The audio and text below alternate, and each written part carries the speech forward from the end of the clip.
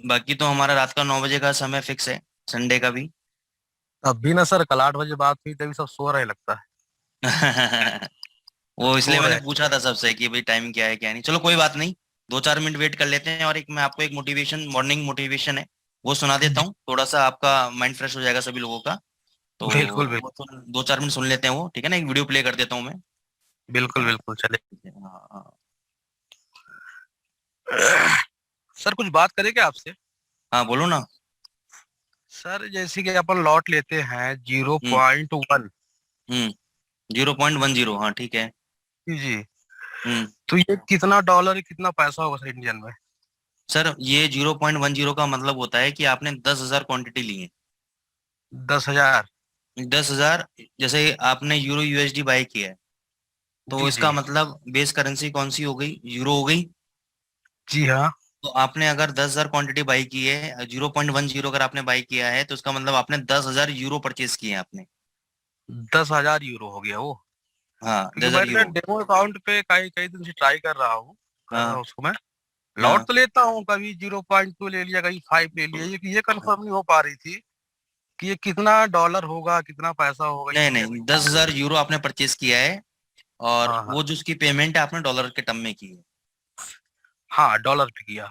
ठीक है ना? अब इसमें एक पिप के मोमेंट में $1 का प्रॉफिट होता है। $1 का प्रॉफिट होता है इसमें? हाँ, और अगर आपके अगेंस्ट में जाएगा तो $1 का नुकसान होगा आपका।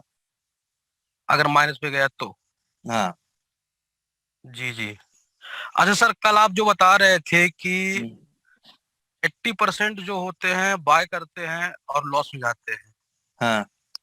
और 20% सेल करते हैं प्रॉफिट में जाते हैं, हम्म। तो ये हमको कैसे पता चलेगा कि 80% बाय बाय किए हैं या फिर सेल किए हैं? 80% लोगों की पोजीशन तो नहीं पता लगेगी, क्योंकि उसके लिए पता करने के लिए आपको जितने भी बड़े बड़े ब्रोकर हैं, जी उनका जो जी। मेन एडमिन होता है उसका एक्सेस होना चाहिए आपके पास, कि आपके जैसे मान के चलो असेट बुल है, अब असेट जी। बुल का एक्सेस आपको चाहिए कि असेट बुल पे जितने भी ट्रेडर हैं उन्होंने यूरो यूएसडी में क्या पोजीशन बनाई है, लॉन्ग की बनाई है, शॉर्ट की बनाई है। ठीक है ना? ऐसे हम्म। हर ब्रोकर का आपको एक्सेस तो मिल नहीं पाएगा। ठीक है ना? हाँ, नहीं नहीं इसके मिल लिए पाएगा। जो इंस्टीट्यूशंस हैं, इंस्टीट्यूशंस ने क्या पोजीशन बना रखी है, उनका क्या व्यू है, उसका एक जुगाड़ है मेरे पास, वो जुगाड़ मैं आपको बताऊंगा कोर्स खत्म होने के बाद। बिल्कुल। ठीक अच्छा, है ना सर? कैंडल का थोड़ा सा, जैसे कैंडल चलता है तो हमको कब पता चलेगा कि कब हमें बाय करना ये चाहिए, कब सब सेल सब करना बताऊंगा, आप बस समय के साथ थोड़ा सब चीज आएंगी धीरे धीरे, आप बस चाहिए? अपना दिल थाम के बैठो आप, सब चीजें आएंगी बिल्कुल धीरे बिल्कुल। धीरे। बिल्कुल। तो ना, ठीक सर है वो सर, तो पीडीएफ सर वो पीडीएफ ग्रुप में डाल देंगे क्या? पीडीएफ, हाँ आज मैं दे दूंगा, आज मैं। हाँ सर, ग्रुप वो में डाल देंगे थोड़ा बहुत। ठीक है। वो देखेंगे समझेंगे तो और ठीक थोड़ा है। समझ में आएगा ना। ठीक है। जी बिल्कुल। ठीक है। ठीक है। बिल्कुल तो एक सर। वीडियो चलाता हूँ, वीडियो देखो आप अभी तो। जी बिल्कुल बिल्कुल।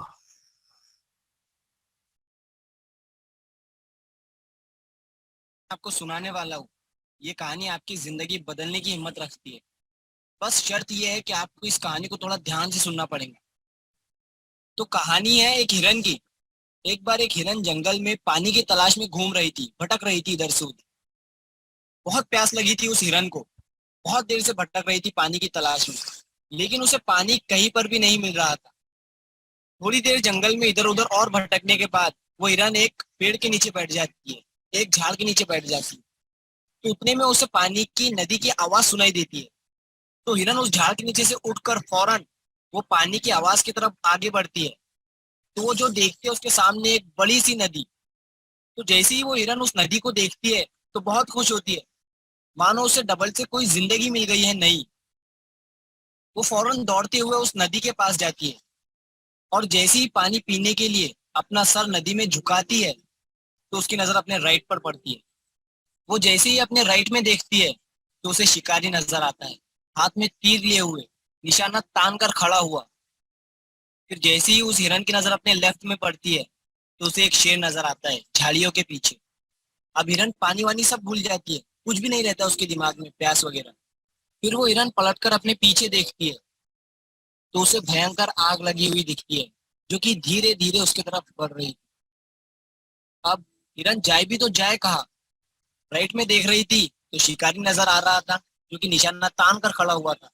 और अपने लेफ्ट में देख रही थी तो शेर नजर आ रहा था। सामने तो गहरी और लंबी चौड़ी नदी थी, और पीछे तो आग लगी हुई थी। चारों रास्ते बंद हो चुके थे, चारों तरफ से मुसीबत आ चुकी। अब हिरन सोच में पड़ जाती है और वो ये सोचती है कि चारों तरफ से मेरी मुसीबत आ चुकी है, तो मैं अपना काम करके क्यों ना मरूं, मुझे वैसे भी तो मरना ही है, तो मैं पानी पीकर क्यों ना मरूं। तो वो हिरन अपना पानी पीने में लग जाती। लेकिन थोड़ी ही देर के बाद जैसे ही वो हिरन पानी पी रही थी, तो उतनी ही देर में ऊपर से काले बादल छा जाते और उन बादलों से बारिश होने लगती है। तो जो आग थी पीछे की लगी हुई, वो पानी से बुझ जाती है और पानी के कारण शिकारी का निशाना चुप कर शेर को लग जाता है और शेर की नजर पड़ती है सीधा शिकारी पर। तो शेर शिकारी के पीछे लग जाता है।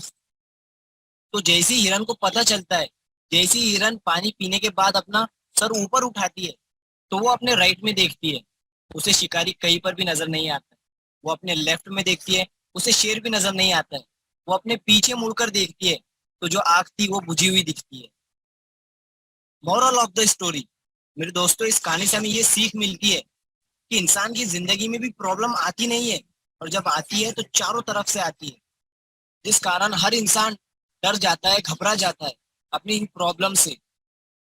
तो आपको क्या करना है ऐसी सिचुएशन में? आपको नहीं डरना है और नहीं घबराना है, बस शांति से 2 मिनट के लिए सोचना है। हिरन के पास भी बहुत सारे ऑप्शन थे।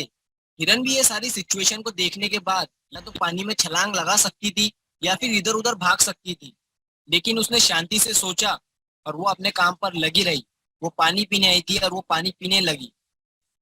इंसान भी अपनी कामयाबी से थोड़ी ही दूरी पर रहता है, लेकिन उसे मुसीबतें दिखनी शुरू हो जाती है।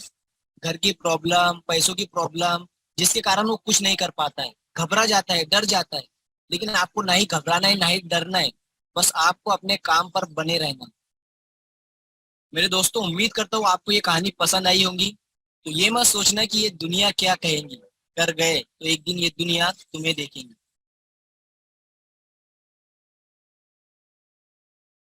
So guys let start. I hope 21 लोग आ गए हैं, 5-6 लोग रह गए हैं, तो लेट इट बी, क्योंकि सबसे पूछ के हम लोगों ने क्लास का आज का आगाज किया था। तो ठीक है, हम चालू करते हैं अपना सेशन आज का। मैंने आपको फॉरेक्स मार्केट की हायरार्की के बारे में बताया मैंने आपको। नहीं सर, हर ठीक। की। हायरार्की मतलब फॉरेक्स मार्केट कैसे, ब्रोकर कैसे बना जाता है, कैसे स्टार्ट होता है, कैसे पूरा प्रोसेस होता है, रेट्स कहाँ से आते हैं, क्या है, सब चीजें हाँ, नहीं बताया गया था। नहीं बताया। ठीक है, मैं आपके सामने स्क्रीन शेयर कर रहा हूँ।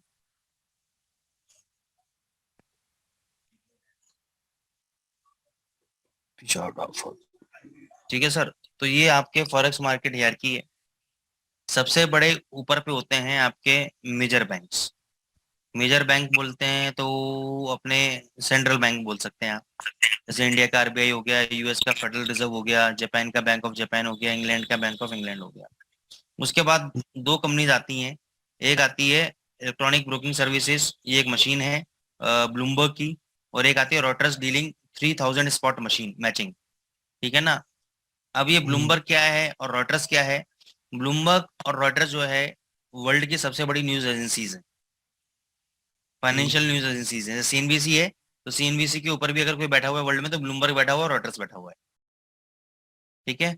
तो ये जो ब्लूमबर्ग और रॉटर्स है वर्ल्ड की सबसे बड़ी फाइनेंशियल न्यूज एजेंसीज हैं। ये लोग क्या करते हैं, बैंक से रेट लेते हैं। बैंक से रेट लेकर हमें आगे फॉरवर्ड करते हैं। कैसे फॉरवर्ड करते हैं, उससे पहले हम स्ट्रक्चर समझेंगे। स्ट्रक्चर क्या है, देखो एक कंपनी है आपकी। आप MT5 यूज करते हो सभी लोग, हाँ सर, मैं करता हूँ। है ना। MT5 सॉफ्टवेयर सब लोग यूज करते होंगे यहाँ पर, क्योंकि हाँ सब हाँ। लोग फॉरेक्स में है, कहीं ना कहीं यूज कर रहे होंगे। ठीक है। तो ये MT5 सॉफ्टवेयर कहाँ से आया? एक कंपनी है मेटाकोर्स। एक कंपनी है मेटाकोर्स। ठीक है ना। जी जी। ये मेटाकोर्स कंपनी सॉफ्टवेयर देती है MT5 फॉरेक्स ब्रोकर को, जैसे असेट बुल है।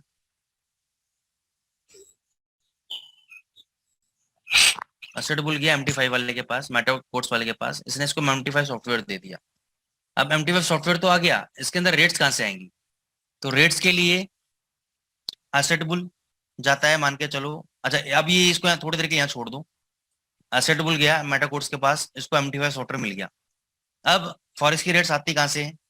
ब्लूमबर्ग सॉफ्टवेयर, या कंपनी कह लो या मशीन कह लो, और एक रोटर्स मशीन।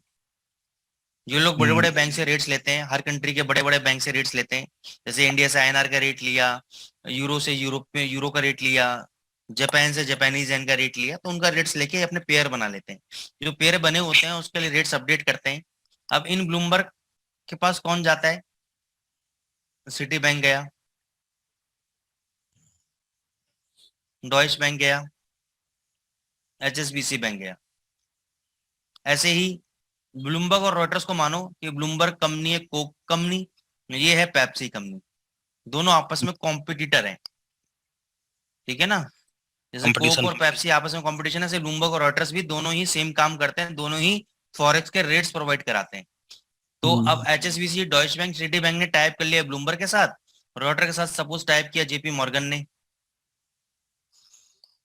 ठीक है ना? एक्स वाई जेड और कोई ब्रोकर्स ने, जितने भी कोई बैंक से, इन्होंने टाइप कर दिया। ठीक है? तो अब ब्लूमबर्ग क्या करेगा? Bloomberg euro, USD, GBP, USD, जितने भी करेंसी पेयर इनके पास चल रहे हैं सबके रेट्स इनको दे देगा। ऐसे ही रॉयटर्स भी क्या करेगा? ये रेट्स इनको दे देगा। ठीक है? अपना अपना अब रेट। असेट अपना अपना रेट दे देंगे। ठीक है ना? अब असेट बुल गया सिटी बैंक के पास, तो सिटी बैंक ने क्या किया? इनसे पैसे लेके इनके टर्मिनल में MT5 में फीडिंग दे दी, फीड्स दे दी, रेट्स दे दिए। ठीक है ना? ऐसे ही कोई ओक्टा एफएक्स कंपनी है, मान के चलो ओक्टा एफएक्स गई जेपी मॉर्गन के पास, तो जेपी मॉर्गन ने रेट उठा के इनको दे दी। ठीक है? अब बिल्कुल। क्या होता है, दो तरह की स्पॉट मार्केट होती हैं। एक होती है स्पॉट मार्केट, वो फॉरेक्स मार्केट जिनमें ये लोग डील करते हैं, ये सारे बैंक डील करते हैं। यहाँ पे लेवरेज का कोई काम नहीं होता, कोई भी काम नहीं होता लेवरेज का। इसको बोलते हैं हम इंटर डीलर मार्केट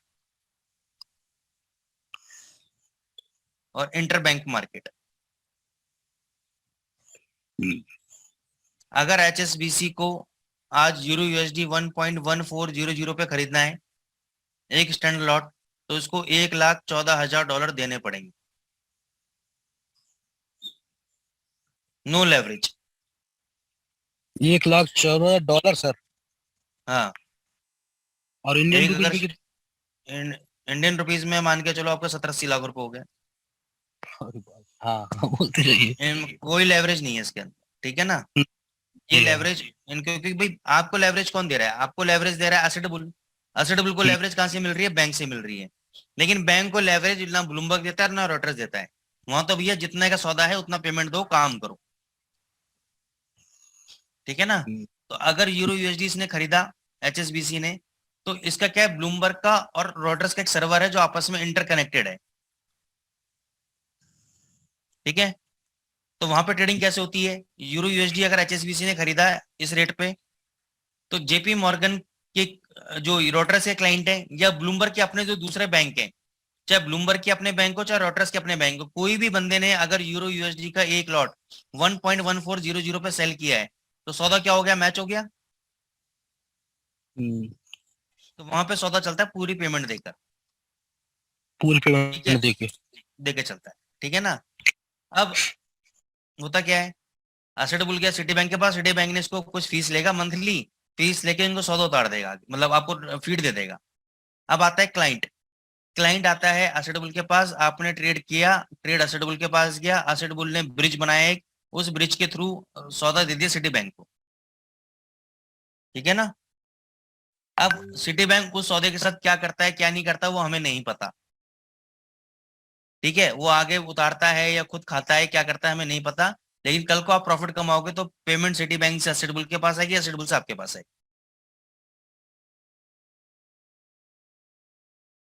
समझ गए बात को? जी। और कोई भी सिटी बैंक का देखो पॉकेट है हजारों लाखों करोड़ की, कोई भी इतना बड़ा ट्रेडर नहीं है कि हजारों लाखों करोड़ रुपए सिटी बैंक का सारा पैसा एक ही लाख आ जाए। ठीक है? क्योंकि ये मार्केट में एक बात तो सत्य है, तय है कि 100 लोगों में से 97 लोग खोने वाले हैं पैसे, 3 लोग पैसे कमाने वाले। कमाने वाले। ठीक है ना? तो 97 लोग जो खोएंगे वो इतना ज्यादा खो देते हैं कि कमाने वाले इतना नहीं कमा पाते। तो इनको अपनी जेब से देने में कोई तकलीफ नहीं है, इनके बड़ी पॉकेट्स हैं।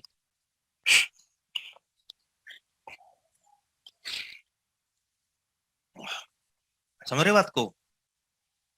दूसरी बात, कोई भी बंदा, आपको बहुत से लोग फॉरेक्स मार्केट में मिलेंगे जो दिखाएंगे कि मैं 20% महीना कमा रहा हूँ, 40% महीना कमा रहा हूँ, 2 महीने 3 महीने में अकाउंट डबल कर रहा हूँ, वो बंदा जीवन भर टिक नहीं पाता। जीवन भर छोड़ो, साल 2 साल भी नहीं टिक पाता।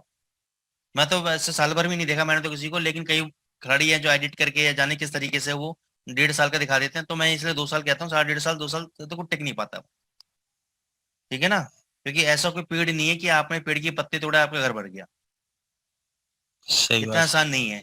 अगर इतना आसान होता तो इतने बड़े बड़े बैंक्स में अच्छे अच्छे आईआईटीएंस, इतने आईआईएम अहमदाबाद से पास आउट तीर तीर बुद्धि वाले लोग बैठे हुए हैं, क्या वो ना कमाते?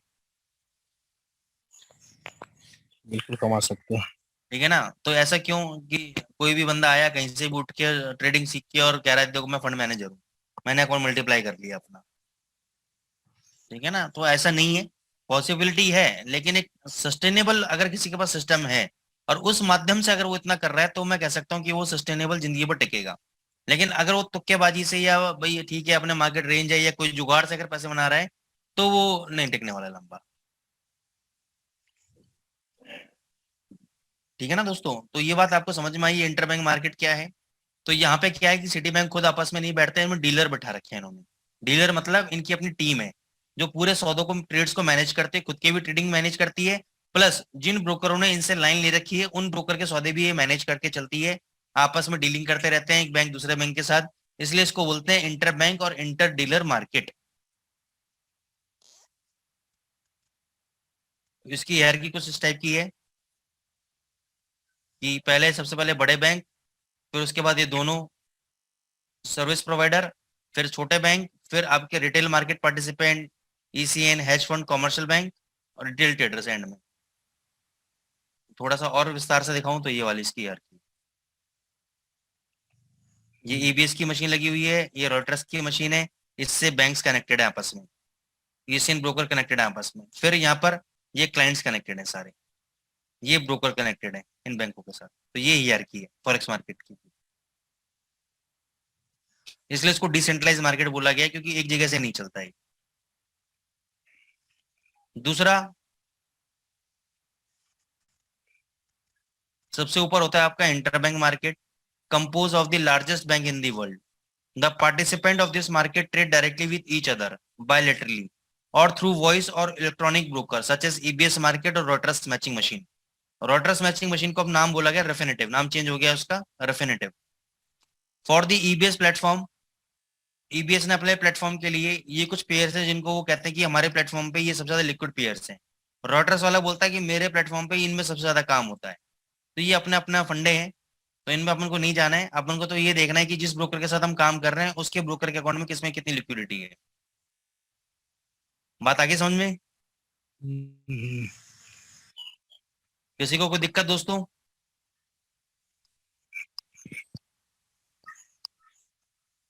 क्लियर है? Clear sir, clear actually, continue sir. तो दोस्तों ये फॉरेक्स मार्केट का आपका स्ट्रक्चर है। लेवरेज ब्रोकर को देता है बैंक। बैंक क्यों देता है? बैंक को चाहिए होता है पैसा, कमीशन वगैरह सब चाहिए होती है बैंक को। तो बैंक ढूंढता है ऐसे लोग जो क्लाइंट पकड़ के ला सके, क्योंकि वहां तो चलता है विदाउट लेवरेज काम।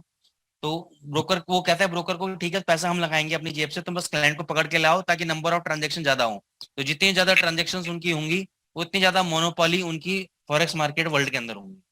जिसके पास जितना ज्यादा टर्नओवर उसकी उतनी ज्यादा वैल्यू मार्केट के अंदर। तो उस वैल्यू क्रिएट करने के चक्कर में ये लेवरेज देते हैं और कहते हैं तुम बस क्लाइंट को पकड़ के लेके आओ जो हम आपके प्लेटफॉर्म पे काम करे, यानी अल्टीमेटली टर्नओवर किसके पास आएगी? मेरे पास आएगी, बैंक के पास आएगी।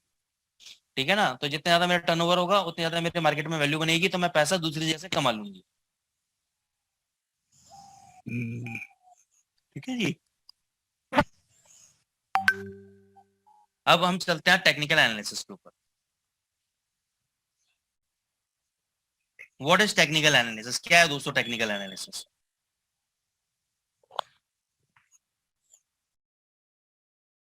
What is technical analysis? बताओ, आप लोगों को कल बताया था थोड़ा बहुत मैंने।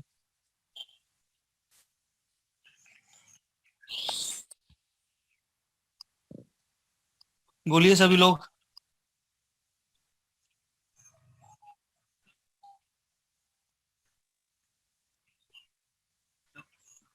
हनीफ सर।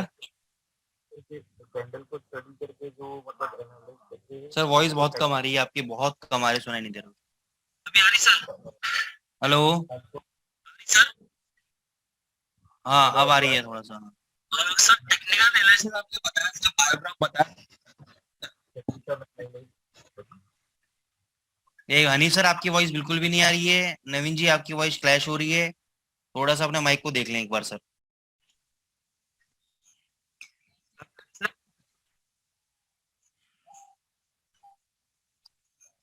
सर। चलो नहीं आ रही वॉइस सर आप लोगों की, कोई बात नहीं, मैं बता देता हूँ। हाँ सर, टेक्निकल हेलो। एनालिसिस, हाँ सर बताएं। जी सर, जो कैंडल के माध्यम से हम हम्म लोग थोड़ा विश्लेषण करते हैं मार्केट का, उससे हम्म, टेक्निकल एनालिसिस के अंतर्गत रख सकते हैं। ठीक है, बहुत बढ़िया। अब मैं थोड़ा सा इसको विस्तार से समझाता हूँ। देखो टेक्निकल एनालिसिस क्या है। टेक्निकल एनालिसिस बहुत ही साधारण शब्दों के अंदर अगर समझा जाए तो ये basically study of price movement which deals with the study of chart and past price and volume trend, जिससे हम ये पता लगा सकते हैं कि भाई मान के चलो पिछले समय में क्या हुआ, चार्ट में क्या तेजी बनी, कैंडल्स ने क्या तेजी बनाई, क्या मूवमेंट रही, तो उसको स्टडी करके हम ये आइडिया लगा सकते हैं कि आने वाले समय में क्या होगा। जैसे फॉर एग्जाम्पल आप किसी डॉक्टर के पास जाते हो, उसको अपनी नब्ज दिखाते हो, तो नब्ज देख के वो एक टेम्परेचर नोट करता है कि भाई अगर बॉडी का टेम्परेचर 97 पॉइंट समथिंग है, एक पैरामीटर है बेसिकली, अगर बॉडी का टेम्परेचर 97.3 है तो वो नॉर्मल है, अगर इसके ऊपर है तो बंदा फीवर है, बंदे की तबीयत खराब है, ठीक है ना, या इसके अगर इसके नीचे है तो दिक्कत है। पल्स चेक करेगा, अगर पल्स इतनी है तो बिल्कुल ठीक है, इसके ऊपर है तो दिक्कत है, पल्स कम आ रही है तो दिक्कत है।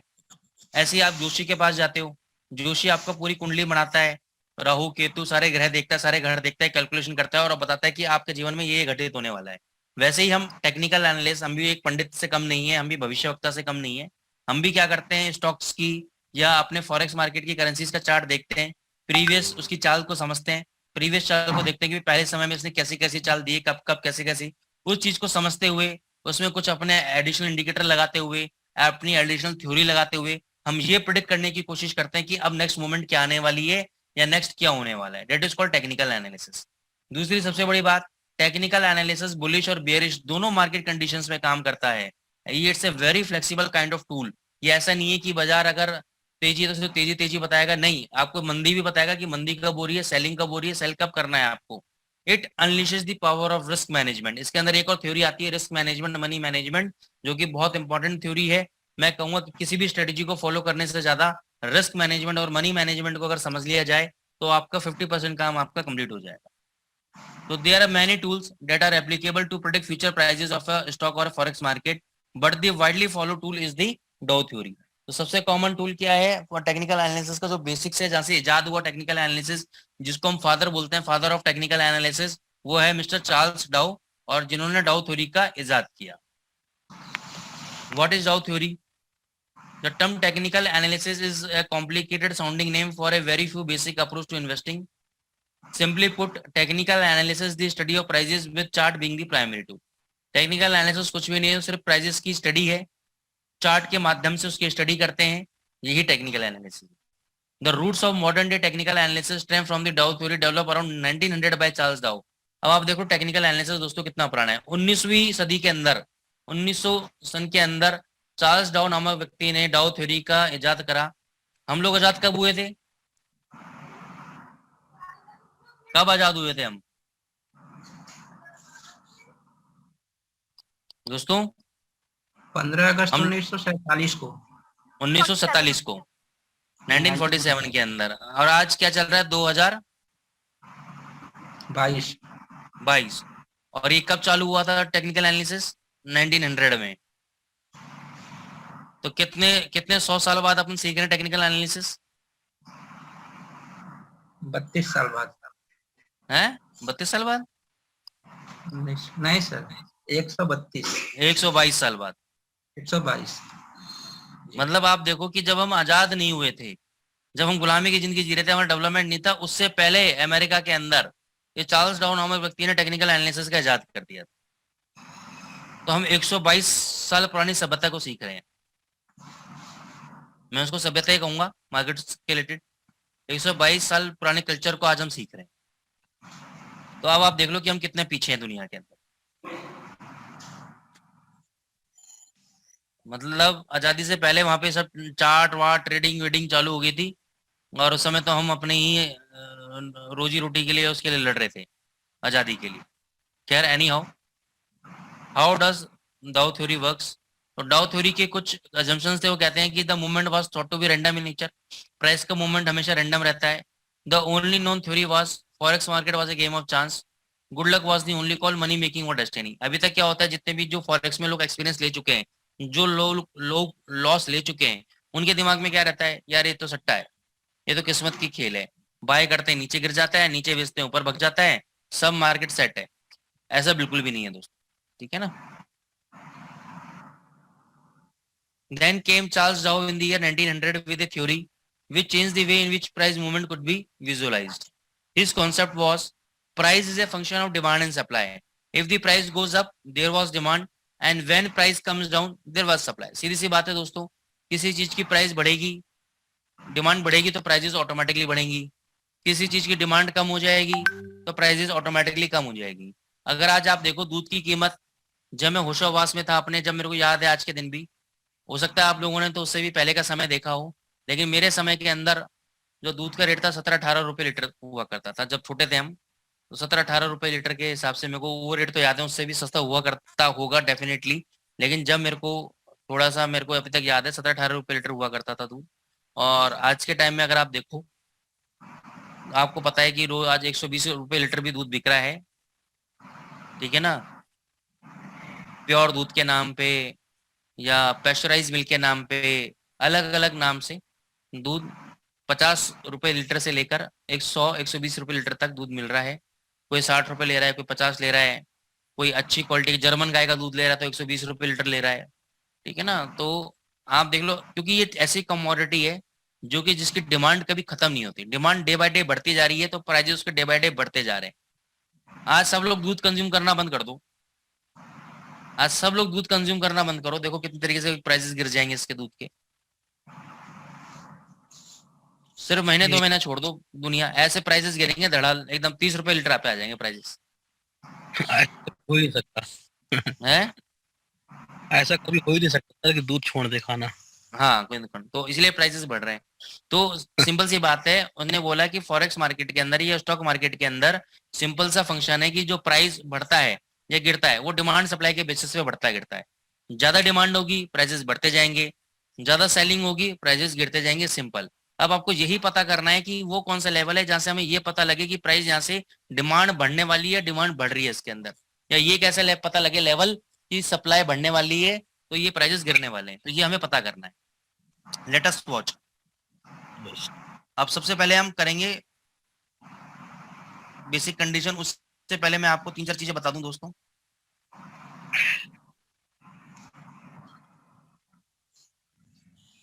हमारे पास 3 तरह के चार्ट होते हैं। उससे पहले हमारे पास 4 डेटा पॉइंट होते हैं। हमारे पास क्या होता है, ओपन प्राइस होता है, हमारे पास हाई प्राइस होता है, हमारे पास लो प्राइस होता है, हमारे पास क्लोज प्राइस होता है। इसके अलावा और प्राइस के टर्म्स में और कोई डेटा पॉइंट होता है क्या भाई? हमें ये तो पता करना है कि आज बाजार किस रेट पे ओपन हुआ, पूरे दिन में कितना हाई लगाया, पूरे दिन में कितना लो लगाया और कहाँ पे क्लोजिंग दी। ये 4 डेटा पॉइंट्स हमारे पास अवेलेबल होते हैं। पहली बात इसको दिमाग में रख लो। 3 तरह के चार्ट होते हैं हमारे पास, एक होता है लाइन चार्ट, एक होता है बार चार्ट, एक होता है कैंडल चार्ट। आज हम बात करेंगे लाइन चार्ट। लाइन चार्ट काम करता है क्लोजिंग वैल्यूज को लेकर। ये हर दिन की क्लोजिंग वैल्यू को कनेक्ट करेगा, क्लोजिंग वैल्यू पे ही ये काम करता है लाइन चार्ट। इसको ना ओपन से मतलब है, ना हाई से मतलब है, ना लो से मतलब है। इसको मतलब है तो सिर्फ अपने क्लोजिंग प्राइसेस से मतलब है। ये काम कैसे करता है इसको देखते हैं, समझते हैं।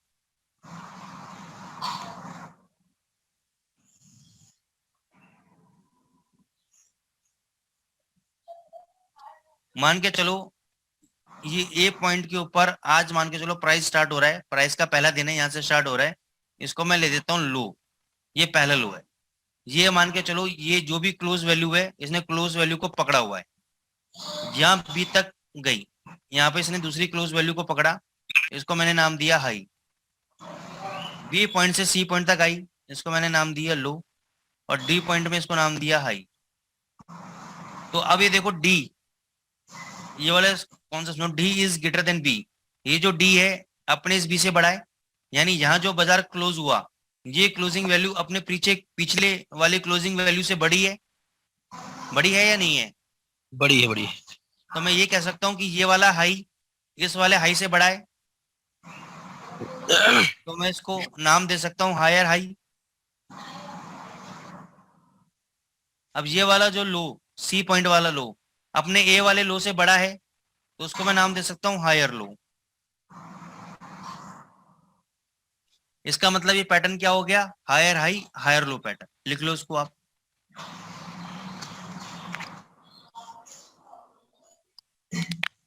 सर हम्म तो कह रहे अगर ए की वैल्यू अगर हाई रहे तो बी की हम्म अगर लो रहे तो फिर क्या होगा?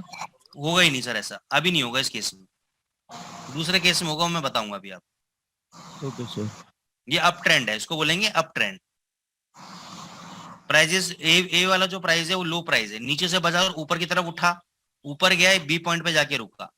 अब बी पॉइंट से बाजार वापस नीचे आने लगा, सी तक गया, सी पे एक लो बनाया और वापस अपना जो हाई जो कि बी पे हाई था उसको तोड़ दिया। पहले आप इसको लिख लो, दोबारा समझाता हूँ, थोड़ा सा कॉम्प्लिकेटेड कॉन्सेप्ट है, जल्दी से लोगों को नहीं समझ में आता एक बार में। हायर हाई हायर लो, लिख लो पहले। आप लिख लिया? आप ध्यान ही नहीं दिए, केयर नहीं किया उसको। हम्म और मुझे पता था कि वही नहीं उठेगा, सब उठ जाएंगे। अच्छा। हाँ, सुबह का संडे का वक्त होता है ना, तो सब लोग लेट ही उठते हैं। लेकिन मेरी आदत क्या है, थोड़ा जल्दी उठ के फ्रेश फ्रेश हो गया ना, तो देखो ट्रेडिंग के अंदर बहुत जरूरी है। एक तो सबसे बड़ी हैबिट आप डालो, अगर आप सक्सेस होना चाहते हो सभी लोग, तो एक तो बिल्कुल। मेडिटेशन करना चालू कर दो। मेडिटेशन से क्या है, आपका कंसंट्रेशन इंक्रीज होगा, फोकस बढ़ेगा आपका, और ट्रेडिंग के अंदर जितने ज्यादा मेंटली स्ट्रांग रहोगे उतने अच्छे रिजल्ट्स आपके आएंगे।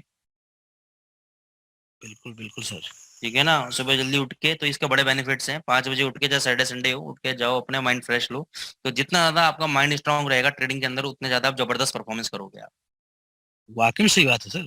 हम्म, बहुत अच्छा है। चलो। So higher high higher low pattern सबको समझ में आ गया? यस अब सर। इसको दोबारा रिपीट करते हैं अपन थोड़ा सा। ये ए पॉइंट पे मान के चलो, यहाँ पे लेवल है यूएसडी जेपीवाई के हिसाब से समझा देता हूँ।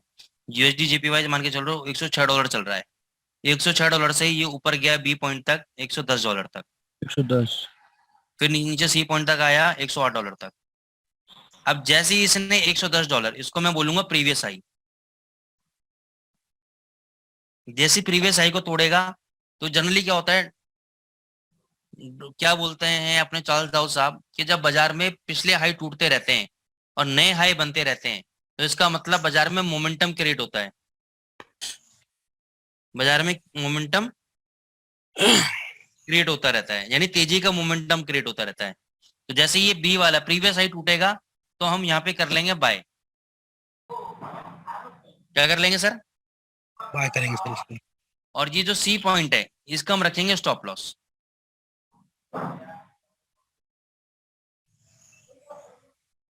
समझ में आई बात? मतलब सी पे ऐसे लगाना है सर। सी पे ऐसे लगाना है आप। बिल्कुल तो बिल्कुल। इसको अब दूसरा समझते हैं।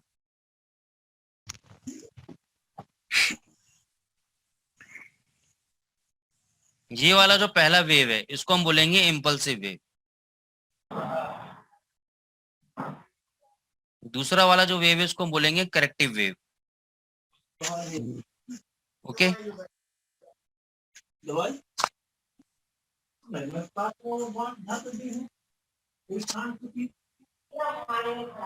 पहले वाली वेव को इम्पल्सिव वेव, दूसरी वाली वेव को करेक्टिव वेव, फिर impulsive wave, corrective wave, impulsive wave, corrective wave. अब ये देखो, जब तक ये लो अपने प्रीवियस लो को नहीं तोड़ रहा है और नए नए हाईज बनते जा रहे हैं, इसको हम बोलेंगे higher high higher low pattern, तेजी वाला पैटर्न। क्योंकि तेजी के पैटर्न के अंदर क्या है, क्यों तेजी का पैटर्न है? क्योंकि जब ये वापस नीचे आता है, जब एक करेक्टिव वेव नीचे आती है, तो अपने पिछले लो को नहीं तोड़ पा रही है। पिछले लो को तोड़ने का नहीं तोड़ने का मतलब क्या है, कि जब ये नीचे आ रही है, इसको बायर ज्यादा मिल रहे हैं, जो प्राइजेस को वापस ऊपर की तरफ फेंक रहे हैं, फिर प्राइजेस नीचे आ रहे हैं, फिर बायर मिल रहे हैं, फिर प्राइजेस ऊपर की तरफ जा रहे हैं। इसलिए ये आपका बनता है higher high higher low pattern, right? Right sir. दूसरा, इन पॉइंट्स को, ये जो पॉइंट्स है जहां से प्राइस पलट रहे हैं, इनको हम बोलेंगे स्विंग हाई। Swing high. और ये वाले जो पॉइंट है लो वाले, इनको बोलेंगे स्विंग लो। Swing low.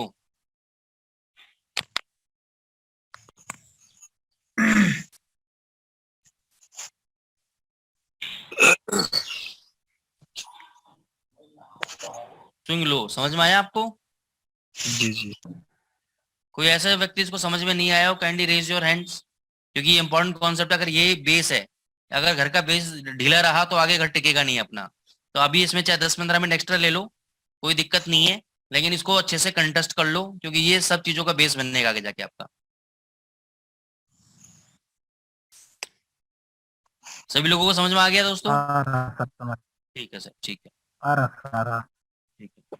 अब हम चलते हैं सेल कंडीशन की तरफ। यहाँ पे समझना, प्राइजेस ऊपर गए, प्राइजेस नीचे आए, एक लो बनाया यहाँ पे, फिर प्राइजेस ने हाई बनाया, एक लो बनाया, एक हाई बनाया, एक लो बनाया। अभी समझना है बी पॉइंट पे क्या हुआ। बी प्राइस पे क्या हुआ कि प्राइस ने ऊपर जाने की कोशिश करी सी पॉइंट तक, लेकिन ये प्रीवियस हाई को नहीं तोड़ पाया। ये प्रीवियस हाई को नहीं तोड़ पाया।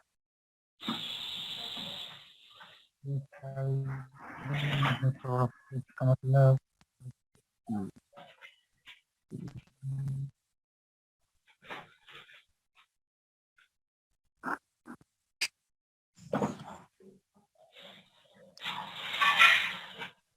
ये समझो, ऊपर जाने की कोशिश किया, मोमेंटम थोड़ा स्लो डाउन हुआ, मोमेंटम थोड़ा स्लो डाउन हुआ। इसका पहला सिग्नल क्या है कि प्रीवियस हाई को नहीं तोड़ पाया।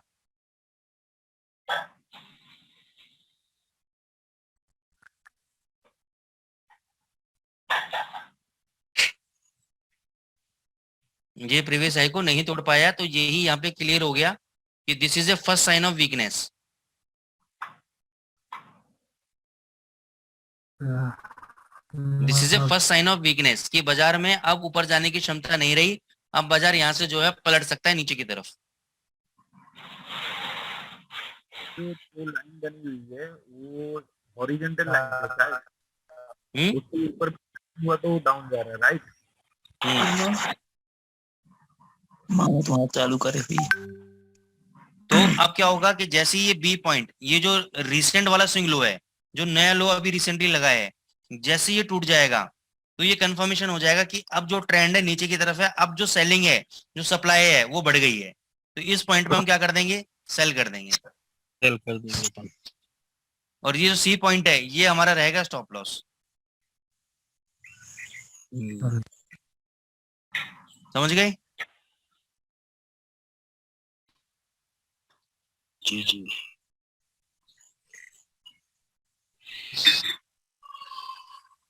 तो अब मेरे को अब दो चीज बताओ, ये जो पैटर्न है ये वाला, इतना यहां तक, तो ये कुछ आपको ऐसा नहीं लग रहा है जैसे हम अल्फाबेटिक लेटर पढ़ते हैं एन, हाँ। और ये जो पैटर्न है ये एम, एम मतलब एम मीन्स सेल और एन का मतलब है बाय।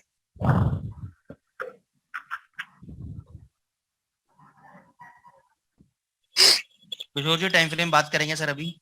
एन का मतलब है बाय और एम का मतलब है सेल। क्लियर? एन का मतलब बाय, एम का मतलब सेल। अब मान के चलो ये कुछ एन स्टेप से बनता है, ये वैलिड नहीं है। क्यों वैलिड नहीं है? क्योंकि अपने इस प्रीवियस लो को उसने ब्रीच कर दिया यहाँ पे और फिर हाई तोड़ा है, तो ये वैलिड नहीं है। अंडरस्टूड? अगर ऐसे ही एम पैटर्न बनता तो ये वैलिड नहीं है, क्योंकि इसने प्रीवियस हाई को तोड़ के फिर नीचे गिरा है, दिस इज नॉट वैलिड। ठीक है, एज पर दी थ्योरी। ठीक है, तो आपको करना क्या है, ये आपको बताता है रिवर्सल कि ट्रेंड से कब रिवर्सल हो रहा है।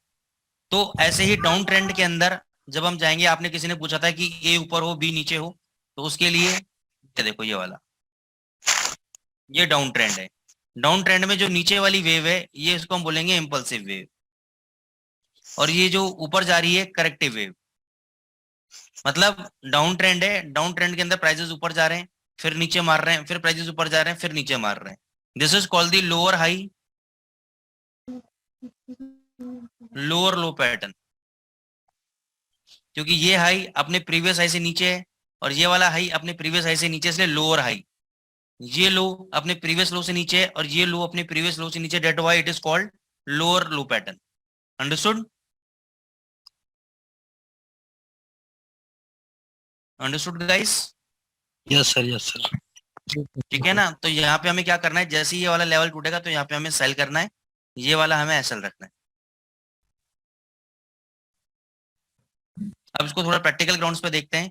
उससे पहले एक चीज और, मान के चलो डाउन ट्रेंड चलता आ रहा है आपका पहले से ही, लोअर हाई लोअर लो बनाता जा रहा है, ठीक है? अब आपको ये कैसे पता लगेगा कि ये यहाँ से प्राइस कब रिवर्सल लेगा चार्ट के अंदर, या जो भी करेंसी पेयर है रिवर्सल कैसे लेगी? उसका सीधा सा तरीका है, जब प्राइस यहाँ से वापस ऊपर जाने लगे और फिर ये लो मारे, इस बार ये वाला लो इस लो को नहीं तोड़ पाए और ये वाला हाई टूट जाए, तो this is the first and pattern. पहला एंड पैटर्न बन गया अपना डाउन ट्रेंड के बाद। Hello, yes sir. होश में है सब लोग? चाय वाय पी लो। जी जी ठीक है सर। तो ये एंड पैटर्न बन गया हमारा। तो ये हमारा बन गया first and pattern after a down trend. ये हमारा पहला ये वाला लेवल बन गया कि जो हमें बता रहा है कि भाई अब जो है बाजार में रिवर्सल का समय आ चुका है, बाजार नीचे जाने नहीं चाहिए, नीचे डाउन ट्रेंड नहीं होना चाहिए। ये फर्स्ट एंड पैटर्न बन गया। अब यहाँ से हम क्या करेंगे, बाय कर लेंगे। ये हमारा रहेगा स्टॉप लॉस, और टारगेट मैं बाद में बताऊंगा। इसमें बात आई समझ में? बिल्कुल बिल्कुल। अब मान के चलो आपका अप ट्रेंड चल रहा है, higher high higher low, higher high higher low. अब यहाँ से प्राइसेस ऊपर गए, लेकिन इस बार ये वाला इस वाले हाई ने प्रीवियस हाई को नहीं तोड़ पाया। किसी की वाइफ डंडा कर रही है कि काम बहुत कर लिया, खाना वाना बना लो, ब्रेकफास्ट का समय हो गया है। चलो, अब ये रिसेंट में लो है, ठीक है ना? तो ये रिसेंट में लो लगा है, तो जैसे ही ये लो टूटा आपको करना है सेल, ठीक है ना? ये बन गया एम पैटर्न आपका। अब ये ढूंढना कैसे है, किस टाइम फ्रेम में ढूंढना है, इसमें मैं आता हूँ अभी आपके पास। मेरे को 2 मिनट दो, अभी आ रहा हूँ। चार्ट सेट कर लेता हूँ।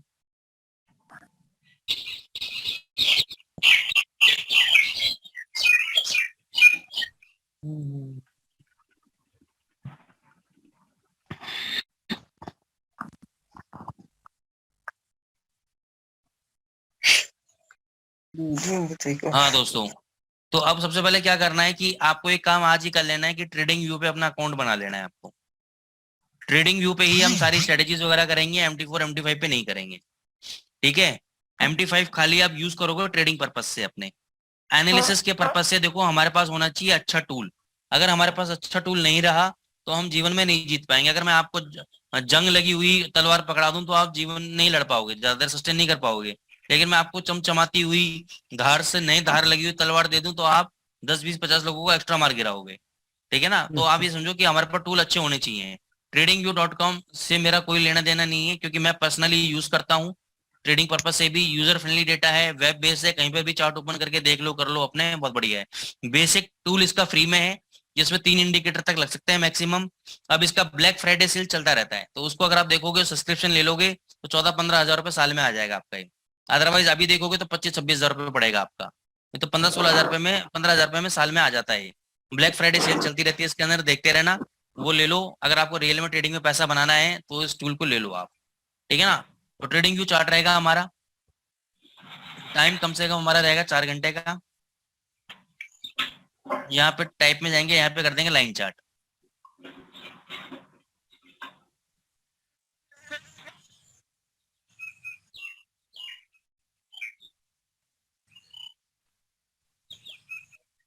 अब देखो इसमें क्या है, जो इस टाइप का ट्रेंड होते हैं इनको हमें काम में नहीं लेना है। ये आता है साइडवेज ट्रेंड। क्या है? Sideways trend. हमें देखना है एक अच्छा अप ट्रेंड और एक अच्छा डाउन ट्रेंड, एक अच्छा अप ट्रेंड और एक अच्छा डाउन ट्रेंड। मान के चलो ये आपका एक डाउन ट्रेंड था, अच्छा वाला डाउन ट्रेंड था आपका। यहाँ पे ये देखो फर्स्ट मेरे को मिला एन पैटर्न, मिल गया एन पैटर्न। एक, ये देखो, ये बाजार ऊपर गया, ये नीचे गया, ये ऊपर गया, यहाँ पे मैंने कर लिया बाय, ये मैंने रखा स्टॉप लॉस, उसके बाद देखो मूवमेंट दिख गई, मूवमेंट। बिल्कुल बिल्कुल। अब ये किस लेवल पे पकड़ना है, क्या पकड़ना है, यही कलाकारी है इसके अंदर, और कोई कलाकारी नहीं है कि दुनिया भर के एमआरएन ये जो बीच बीच में बन रहे हैं ना, ये नहीं ढूंढना है। अब आपने ये ढूंढा, ये नहीं ढूंढना है, हमें ढूंढना है एकदम बॉटम पे, एकदम बॉटम पे ढूंढना है हमें। अब मान के चलो ये टॉप लगा, ये यहाँ पे नीचे आया, ये ऊपर गया, ये नीचे यहाँ मिल गया सेल, तो ये हमारा अब, हाँ ये अब ये होता तो ये स्टॉप लॉस होता, हमारा हिट हो जाता। अब हमें क्या करना है, हमें स्टॉप लॉस रखना है ये वाला हाई, वो मैंने थ्योरेटिकली आपको समझाया था। हमें स्टॉप लॉस रखना है ये वाला एकदम हाई, इस केस में ये वाला स्टॉप लॉस रखना है हमें, क्योंकि जनरली क्या होता है फॉरेक्स मार्केट की इतनी वॉलेटिलिटी होती है कि ये जो ये स्विंग है ना, इसको तोड़ देता है कई बार फॉरेक्स वाला मार्केट। ये वाला अगर टूट गया तो मान लो ट्रेंड ही बिल्कुल कंप्लीट चेंज हो गया। जब तक ये वाला लेवल नहीं टूट रहा तब तक ये सेल में बने बैठे हो आप, ठीक है। यहाँ पे सेल में ये आपका स्टॉप लॉस, ये ऊपर गया फिर नीचे,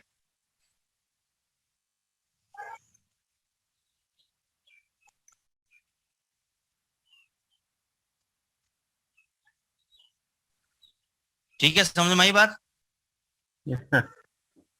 तो अब आपको करना क्या है, ऐसी गोल्ड में देख लेते हैं, और किसी भी करेंसी पेयर में देखो, किसी भी कमोडिटी में देखो, सब जगह सेम नजर आएगा।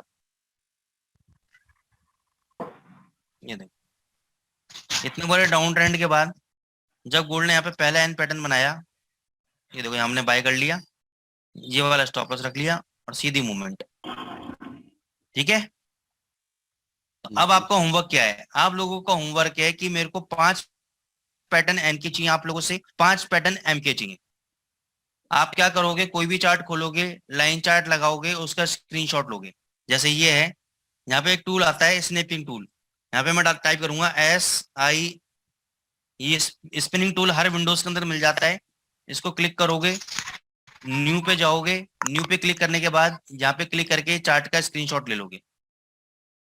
स्क्रीनशॉट ले लिया, यहाँ पे मार्कर है, देखो ये मार्कर है, यहाँ पे मार्कर में आपने दिखाया सर ये एन पैटर्न है, बस ये दिखा दी ये एन पैटर्न, ऐसा मार्क करा। मार्क करने के बाद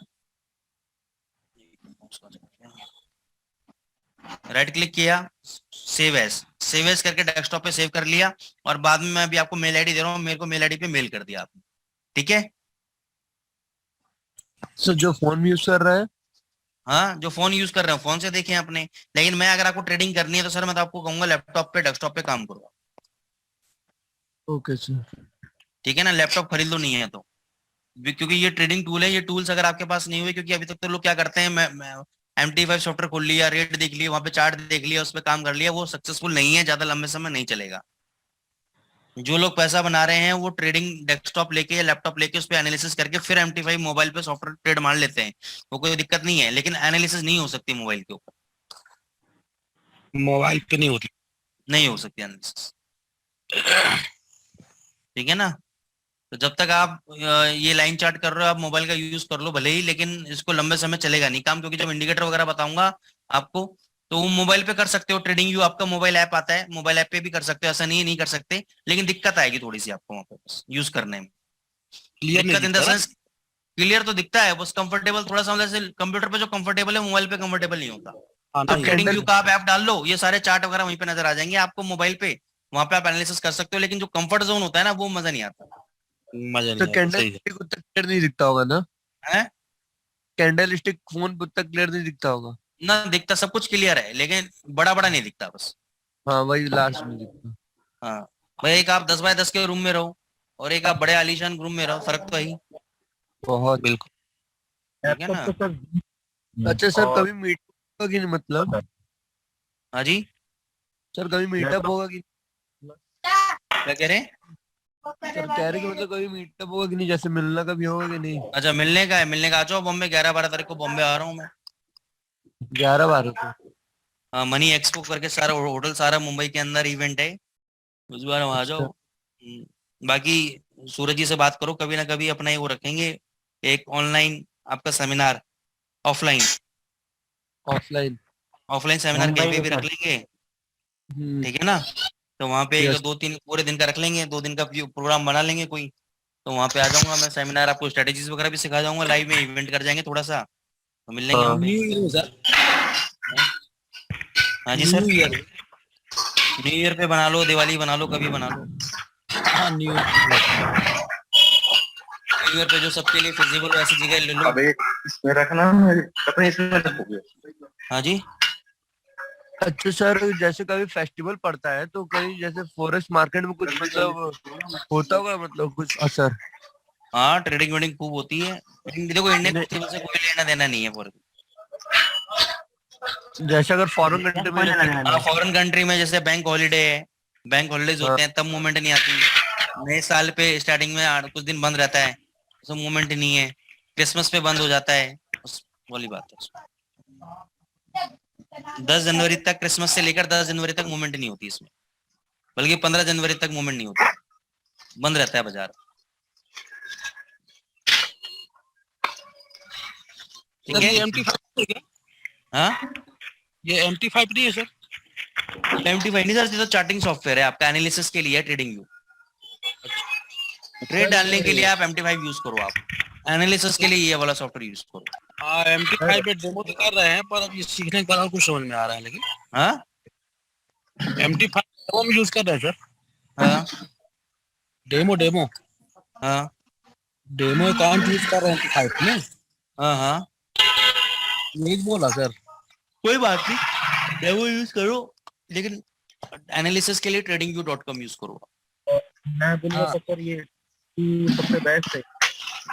सबसे बेस्ट है। चाहिए हैं? सर, शिपिंग टूल्स है 15 टूल का मतलब? यहाँ जो ऊपर लिखा हुआ है शिपिंग टूल्स है, शिपिंग टूल्स।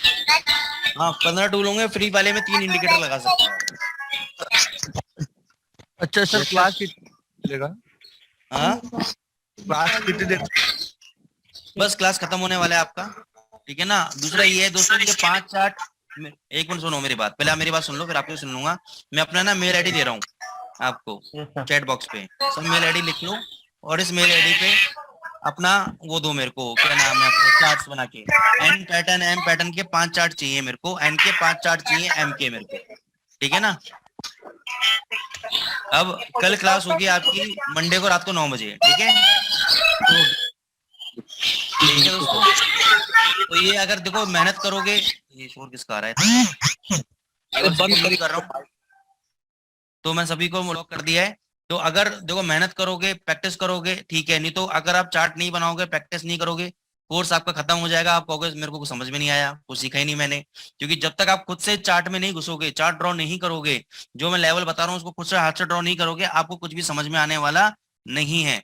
मैं आपको यूट्यूब देख के तलवार चलाना कितना ही सीख लो आप, लेकिन तलवार हाथ में दे दूंगा तो एक भी वार नहीं कर पाओगे आप। क्यों नहीं कर पाओगे? क्योंकि आपने उसको खुद से अपने आप से फील नहीं किया, समझा नहीं, सीखा नहीं।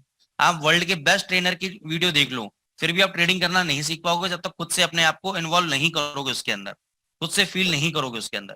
तो ये मैंने, क्योंकि 15 साल के एक्सपीरियंस है, मैंने बहुत से लोग ऐसे देखे हैं जो कुछ नहीं करते, क्लास में आते हैं, करते रहते काम, कुछ नहीं करते, फिर कहते हैं सर ने कुछ नहीं सिखाया या हमने कुछ नहीं सीखा, तो वाली बात हो जाती है। सर ट्रेडिंग टूल, नवीन जी आप से tradingview.com यूज करो, अभी कोई भी टूल डाउनलोड नहीं करना है, सिर्फ tradingview.com पे आप अपना बेसिक वाला आईडी बना लो, फ्री वाला, जीमेल के थ्रू लॉगिन करके, तो अपने चार्ट वगैरह एक्सेस कर पाओगे।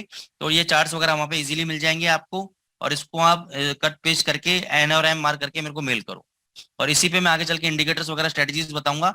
1-2 इंडिकेटर का सेटअप रहेगा हमेशा, तो आपको दिक्कत आएगी नहीं। ज्यादा इंडिकेटर यूज करना चाहते हो उसका जुगाड़ बता दूंगा आगे क्या करना है। पीडीएफ आदित्य जी मैं शाम तक सेंड करूंगा, क्योंकि अभी मेरी कंटिन्यूस क्लासेस हैं, दोपहर में एक जगह इवेंट में जाना है, तो शाम को मैं जब फ्री होऊंगा तब मैं कर दूंगा आपको पीडीएफ, ठीक है। सर मेल आईडी शेयर कीजिए। मेल आईडी मैंने दे दी है, दोबारा दे देता हूँ,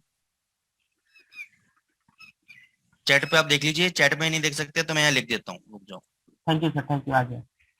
मैं लिख देता हूँ, TRADEMUDRAA@gmail.com, TradeMudra@gmail.com। इस पे आप मेरे को अपने चार्ट्स वगैरह मेल कर दो, ठीक है ना।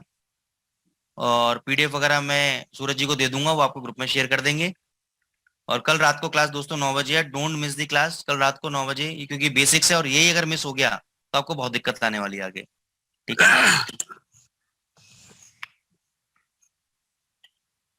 Okay sir.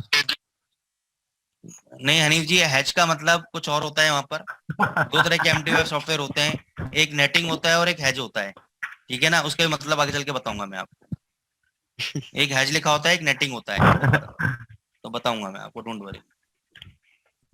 चलो okay guys, bye, take care.